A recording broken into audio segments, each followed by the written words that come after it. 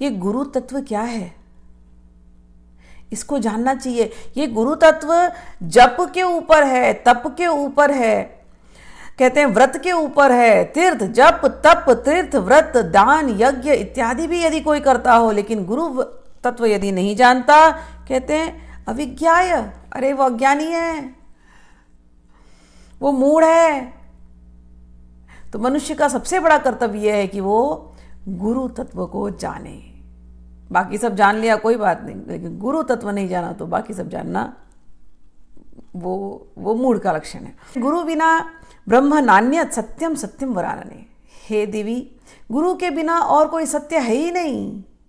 जो कुछ भी तुम्हें दिखाई दे रहा है, यदि जिसको सत्य कहते हैं लोग कि पूरा जगत ब्रह्म है, कहते हैं ना सत्यम ब्रह्म, तो अगर ब्रह्म पूरा सत्य है तो ये जो ब्रह्म जो तुम्हें दिखाई दे रहा है दूर दूर तक या अंदर या बाहर, जिस तत्व को कोई बता नहीं पा रहा है, जिसको लोग ब्रह्म कहते हैं, ब्रह्म तत्व, अल्टीमेट ट्रुथ, परम सत्य, सत्यम ज्ञान अनंतम ब्रह्म,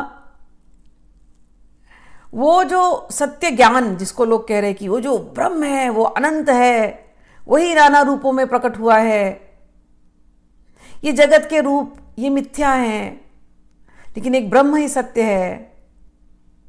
वो जो सत्य ब्रह्म जिसको लोग कहते हैं, हे देवी, मैं तुमसे कहता हूं गुरु बिना ब्रह्म ना सत नान्यत।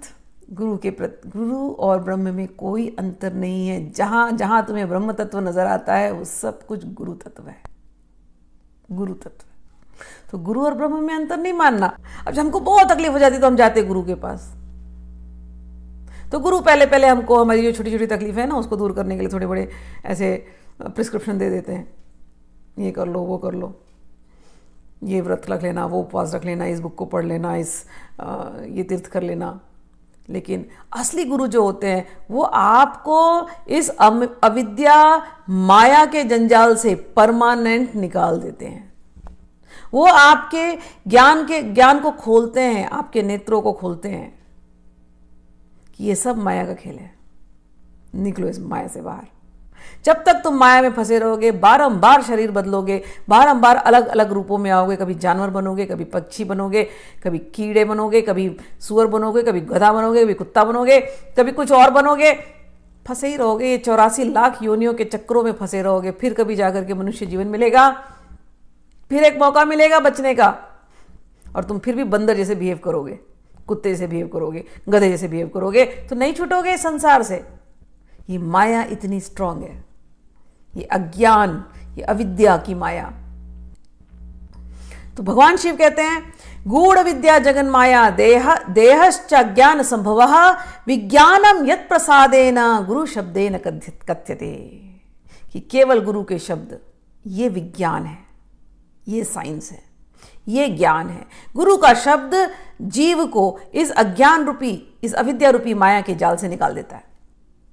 आगे कहते हैं देवी ब्रह्म भवेदस्मात् तव त्वत्कृपार्थ वदामि तत् सर्व पाप विशुद्धात्मा श्री गुरो पाद सेवनात्। तो इन गुरु से हम इस अविद्या और इस अज्ञान से निकलने का ज्ञान कैसे पाएं? तो शिव जी कहते हैं उसका उत्तर कि देवी ये कृपा तो केवल गुरु जन के पद चरण कमल, लोटस फीट ऑफ योर गुरु, केवल आप गुरुजन के चरण कमलों की आश्रय ले लो, उनका सेवन करो।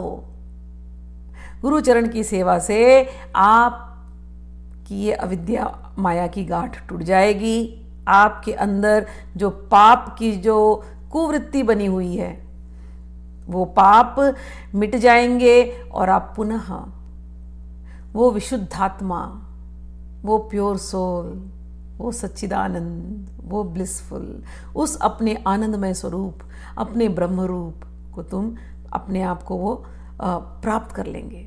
कैसे प्राप्त करेंगे? गुरु चरण की सेवा से।